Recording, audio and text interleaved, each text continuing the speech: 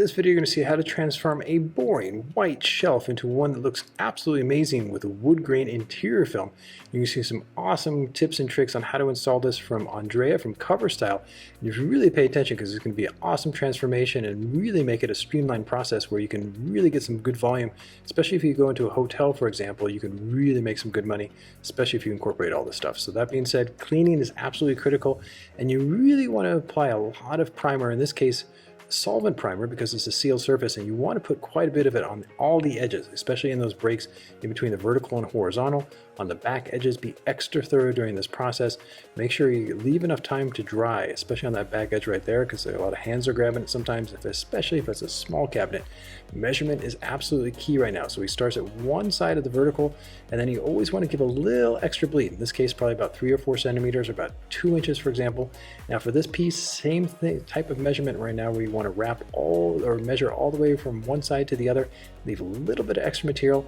And for those shelves in the middle, you want to be super precise. So right now you want to make sure, in this case, it's about 26.5 just past, and then you want to double check that it fits. So this is almost like a pre-cut piece, bam. So it fits left to right perfectly, and just a little bit of excess at the back, which you'll see why. Always want to start off with the verticals and the sides. So right now he removed the entire liner right now, going full cowboy because it's a small piece. If it was a bigger piece, maybe do a backing paper cut with those backing paper cutters, expose the adhesive just a little bit. But regardless, right now, basically locks it on the flat section, angled in cut on the back side right now. Definitely want to do an angled in cut just to make sure it lays nice and flush. So basically, once he makes that cut, really good to go. On the back side now, runs the finger 3 times to round the corner. Very important to round a corner with interior film. Take it down. Now this outside edges that are kind of vertical right now, these basically connect flush to the main piece on the side. So basically he tacks those, and in this case, very important, notice he angles his blade away from the edge. Very important for that.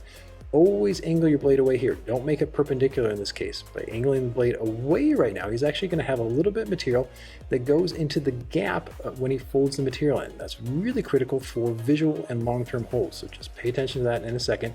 So he cuts the sides in, and then because the 2 shelves in the middle are slightly tucked in from the edge, he basically rounds the edge and then basically tucks them in here. So they basically go in, let's say, a 1/4 inch, almost a centimeter right now. So definitely this is why it's a 2-step process for the verticals. And then here he's actually cutting directly in the middle of the shelves right now. And the reason why he cuts in the middle of the shelves, and if you're worried about cutting directly on the surface, you can use, let's say, fine line tape beforehand. But regardless, by cutting in the middle now and making a little relief cut at the bottom, see how that little excess material goes onto the vertical sections of the shelf right now. Very important for that. So same thing here, makes a tiny relief cuts at the bottom, then cuts in the middle and folds it around. So see, it goes in there with 0 tension right now, but it got that little excess material that's kind of creeping up right there. So it's a little bit too much right now. So he backs it off, I would say about 1/8 of an inch. That's going to creep up right there, but there's no tension in that corner because he tucked it in. So you see the nice finishing right there, even on that kind of relief cut that he did earlier. So make sure all the shelves have that little excess piece, and then angle in the cut for that excess material on the back. So very easy and straightforward to cut, just like he did at the first section. Now here for the top and bottom of the shelf right now, gives it a kiss of heat on the corner just to relax it, because interior film is really thick. In this case, it's around 8 mil thick, and it tends to be a little stiff. So giving it a little kiss heat on the corner just to kind of get it past that transition point is absolutely critical. He thumbs it once it's set. Now he cuts on the vertical between the kind of horizontal and vertical sections there, just a little bit past the natural break in the wood right now. So very important for that, because he's going to have a baby kind of overlap there in a second. You'll see that when the top and bottom pieces go on. Now here he runs a finger, kind of pulls the excess around the corner, and notice how he doesn't cut directly on the corner right now. He cuts just below it by about 1/8 of an inch. So just very good steady cutting right there. So you have to be a kind of advanced installer to make this type of cut, but makes that cut so he has a bit of a wraparound there, and then just trims off a little bit that's coming back towards the front side now. So he cuts that away nice and flush and does the exact same thing on the other side. So you can see that nice straightforward 1/8 of an inch wraparound right there, and that's plenty for the finishing later, which you'll see. So nice and uniform, then pulls that excess away and cuts it nice and clean, bam. So once one side is done, basically he's going to repeat the exact same steps for the other side. So you want to do the sides of the cabinet first, absolutely critical for durability and for continuity. So the same techniques, nothing changes at all. So I'm not going to go into full detail here, But you can see just making those relief cuts, letting the material swing inside, trimming up about 1/8 of an inch on the verticals right now. Then once the sides are done, now we get to the top and bottom. So right now, basically making sure that the wood grain matches up so it's vertical, locks it into the flat side right now, and now basically cuts the backside flush, angled in, so it's, because again, you want to make sure that that interior film is flush on the edge, so that's why you angle your cut in.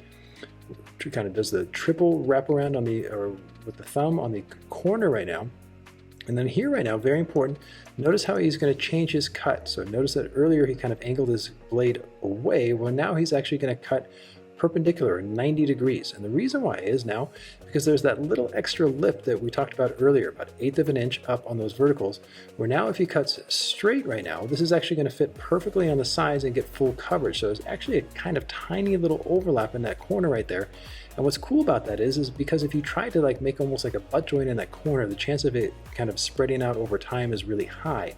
But by doing that kind of 1/8 of an inch overlap right there, you get that absolute full coverage and you get that solid finishing right there. Super cool stuff. So nice wraparound, and then here just adding a kiss of heat for the corners. And that talked about earlier about that thickness of the material plus it's a little stiff. Rounds the corners a little bit, and now here he's cutting directly on the body line. So the first piece kind of went past that body line now. Now he cuts directly with the body line. All cabinets have that 45-degree angle. Notice he cuts from corner to corner. Boom. But there's that tiny little overlap in there, which is going to be good for long-term hold. Once he makes that cut, now here's where it gets interesting. Instead of doing that kind of wraparound that he did at the beginning, he's actually going to cut directly or just slightly below the top edge right there. So he's basically creating a tiny little overlap, again, about 1/8 of an inch right there at the corner, but has it come around just past the edge where it totally disappears, but it's extremely durable. So good precision work right now. So it's all about minutia right now in terms of getting enough material and kind of hiding those overlaps and hiding the edges. But if you pull that off, it's definitely going to look like one piece, which is awesome. So now for the bottom section here, exact same setup. So we're not going to go into super detail, but you see that 1/8 of an inch wraparound right there. Super cool. And then coming in with that top piece and lining up the grains, make sure they're nice and uniform. So once he has that locked onto the flat section, basically squeegeeing it on, cutting angle in, same process, and you can see that nice good flow. But I love how the fact that the overlaps totally disappear. Everything is holding up long-term durability. Got that nice finishing 90-degree cut right there. Boom, from top to bottom. His free hand is holding the material away so it doesn't get jaggedy while he cuts. Once he makes that, again, zero tension on the film, folds into that gap nice and easy and straightforward. And that's having good solid measurements and prep work. And you see this finishing right there at the top. You can see, boom, he cuts it right on the corner, just slightly past the edge. So when the cabinet is kind of right there standing up, you don't see that edge at all. And then here for the final steps right now is you got these pre-cut pieces that fit in just like a puzzle piece, and they're going to fit left to right perfectly. So they're going to start at the back and then come towards the front.